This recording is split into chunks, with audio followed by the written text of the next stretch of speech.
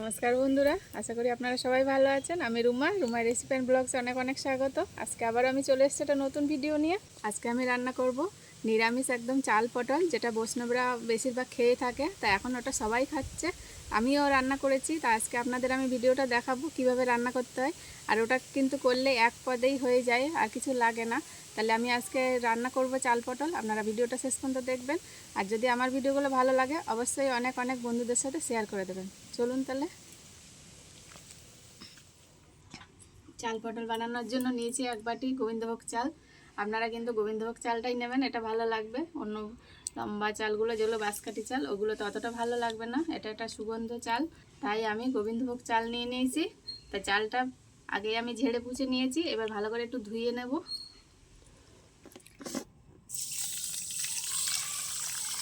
এই দেখুন, চালগুলো আমি পরিষ্কার করে ধুয়ে নিয়েছি, জলটা একদম স্বচ্ছ হয়ে গেছে।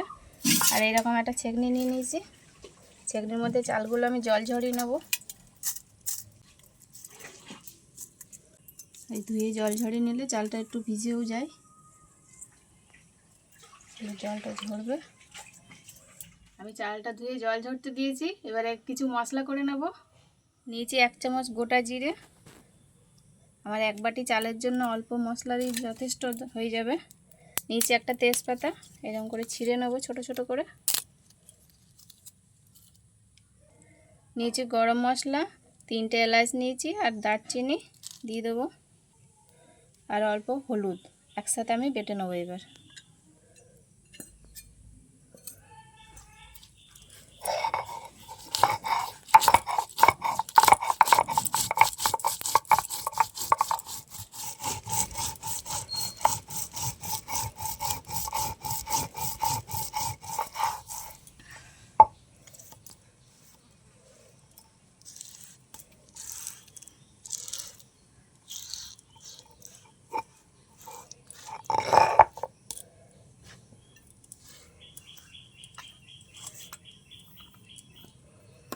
আমি একই শিলে আবার আদা বেটে নেব। এইটুকু পরিমাণে আদা নিয়ে নিয়েছি, 1 ইঞ্চি মতন বেটে নেব।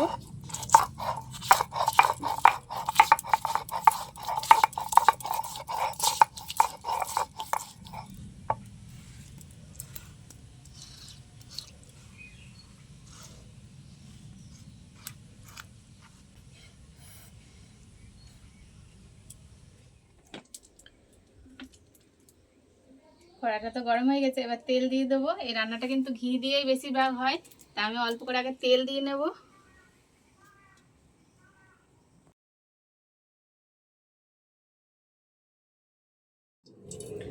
আর চাল পটল করার জন্য পটল নিয়েছি, এই দেখুন পটলগুলো আমি কেটে নিয়েছি, আর এরকম করে একটা ডিজাইন করে কেটে নিয়েছি। তাহলে ভালো নুন যাবে এর মধ্যে, আর স্বাদও ভালো আসবে। এই যে এরকম করে কেটে নিয়েছি, এবার আমি তেলে দিয়ে দেবো।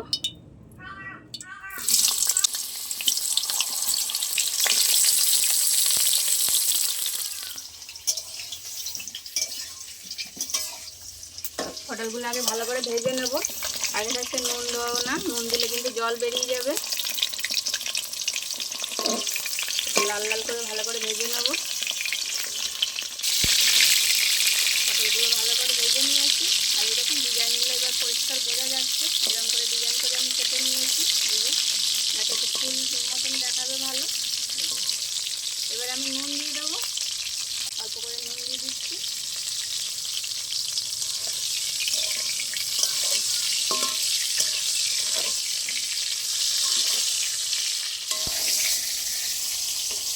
পটলগুলো ভালো ভাজা হয়ে গেছে, এবার আমি তুলে নেব।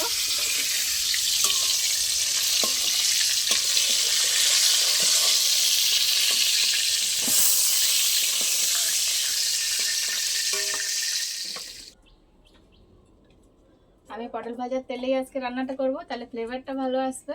তাদের মধ্যে অল্প করে ঘি দিয়ে দেবো।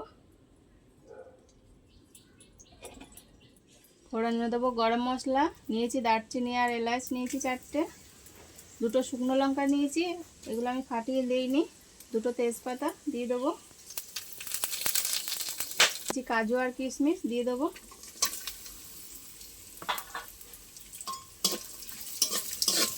কাজু কিশমিশটা একটু ভালো করে তেলের উপর নেড়ে নেব। এবার দিয়ে দেবো আদা বাটা,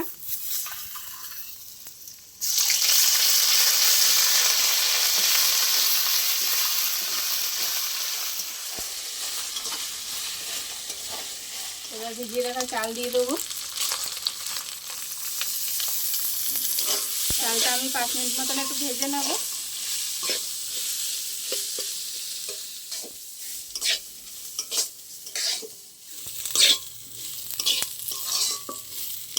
চালটা আমি ভেজে নিয়েছি, এবার বেটে রাখা মশলা দিয়ে দেবো।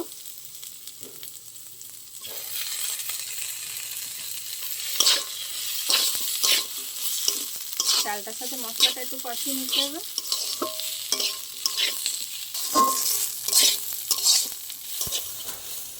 আর এই রান্নাগুলো কিন্তু বেশিরভাগই ঘি দিয়ে হয়। যারা বৈষ্ণবরা রান্না করে তারা পুরোটাই ঘি দিয়ে রান্না করে। তা আমরা তো ঘরোয়াভাবে রান্না করছি, তাই আমি অল্প করে তেল দিয়ে আগে পটল ভেজে নিয়েছি। আপনারা চাইলে পুরো রান্নাটাই ঘি দিয়ে করতে পারেন।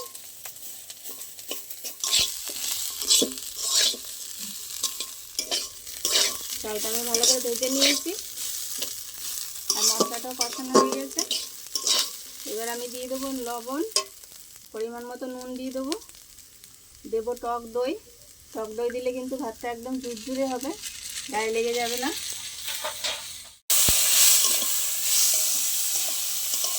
টক দই দিয়ে কিন্তু আমি ভাতটা বেশি ভাজবো না। এবার আমি পরিমাণ মতো জল দিয়ে দেবো। আমি মশলা বাটি দিয়ে জল দিয়ে দিচ্ছি। যেহেতু 1 বাটি চাল নিয়েছি, সেখানে আমি 2 বাটি জল দেবো।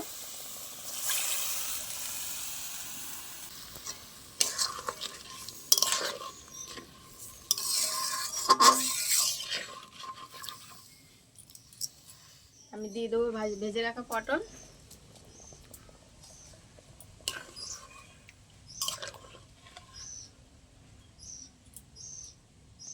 দিয়ে দেবো ঘি। এবার আমি ঢেকে দেবো। এবার আমি খুলে দেখে নেব।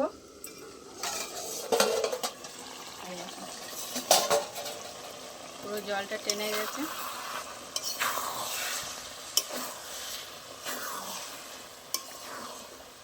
এবার আমি চিনি দিয়ে দেবো, কারণ এই চাল পটল একটু মিষ্টি মিষ্টি হয়, একটু চিনি দেবো।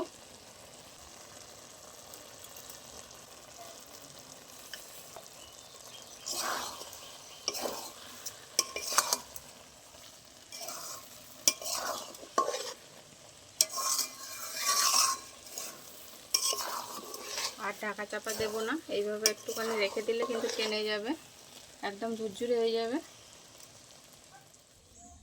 আমার চাল পটল একদম রেডি হয়ে গেছে। এই দেখুন কতটা ঝুরঝুরে হয়েছে। এই দেখুন, এইভাবে আমি একটুখানি ঠান্ডা হওয়ার জন্য রেখে দেবো ঢাকা চাপা দিয়ে। আর একটা লাস্টে কাঁচা লঙ্কা দিয়ে দেবো। এটা কিন্তু আমি কাটিনি, শুধু ফ্লেভারের জন্য দিয়ে দেবো। এবার ঢেকে দেবো, আর জাল দেবো না, এমনি রেখে দেবো। হাতে নামিয়ে রাখবো ঠান্ডা হওয়ার জন্য। চাল পটলটা ঠান্ডা হয়ে গেছে, এবার আমি দেখবো কতটা ঝুরঝুরে হয়েছে, আপনাদের দেখাবো। খুললে দেখে নিই এবার। এই যে পুরো ঠান্ডা হয়ে গেছে, আর কতটা ঝুরঝুরে হয়েছে এই দেখুন। পটলগুলো কিন্তু গোটা গোটা রয়েছে। এই যে এবার আমি সার্ভ করে নেব।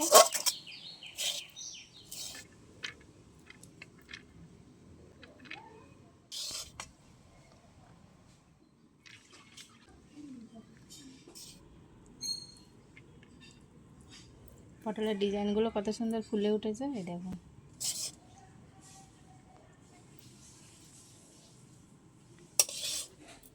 ভিডিওটার সাথে শেষ পর্যন্ত থাকার জন্য অনেক অনেক ধন্যবাদ। আজকে কেমন লেগেছে আপনাদের এই ভিডিওটা তা অবশ্যই আমাকে কমেন্টে জানাবেন। আর যদি ভালো লাগে একটা লাইক করে ফলো করে রাখবেন পেজটা। দেখা হচ্ছে আবার কোনো নতুন ভিডিওর সাথে। ততসময় ভালো থাকবেন, সুস্থ থাকবেন। টাটা।